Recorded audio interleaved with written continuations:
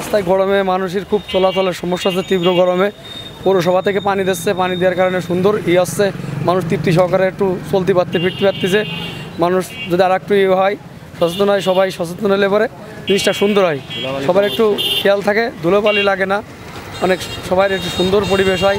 মানুষ গরমে বাইরে বেরোতে পারছে না, খুব কষ্ট হয়ে যাচ্ছে, তার জন্য পৌরসভা খেয়াল করতেছে, এটা খুব সুন্দর একটা উদ্যোগ নিয়েছে। পৌরসভার চেয়ারম্যান যে পানি দিচ্ছে, এতে মানুষের উপকার হচ্ছে, ঠান্ডা হচ্ছে, এই জন্য মানুষের উপকার আসতেছে, ধুলোবালি উঠতেছে না, মানসিক পরিবেশ সমস্যা হচ্ছে না। পৌরসভা থেকে যে গাড়িতে করে পানি দেওয়া হচ্ছে রাস্তায়, এই রাস্তার পানিটা মাঝখান থেকে দেওয়া দুই সাইড থেকে যারা চলাফেরা করছে এদের থেকে শরীরটা নিয়ন্ত্রণ করছে, ঠান্ডা রাখছে।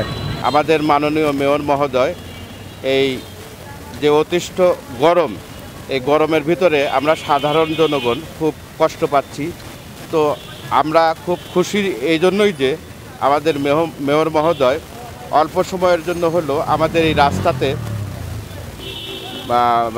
মাগুরা পৌরসভার পক্ষে পানি দেয়া হচ্ছে। এই পানিতে আমাদের এই ধুলাবালিতেও আমাদের কষ্ট হয়, অনেক সমস্যা হয়। এটা নিরসনের জন্য যে পানিটা দেওয়া হচ্ছে, এই পানিটা দেওয়াতে আমাদের শারীরিকভাবে মানসিকভাবে আমরা খুব স্বস্তি ফিল করতেছি, স্বস্তি পাচ্ছি। এজন্য আমাদের মেয়র মহোদয়কে অনেক ধন্যবাদ জানাই। 1, 2, 3 ঢাকায় জমি জিতে নিন 100% ক্যাশব্যাক সহ 20 কোটি টাকার পুরস্কার।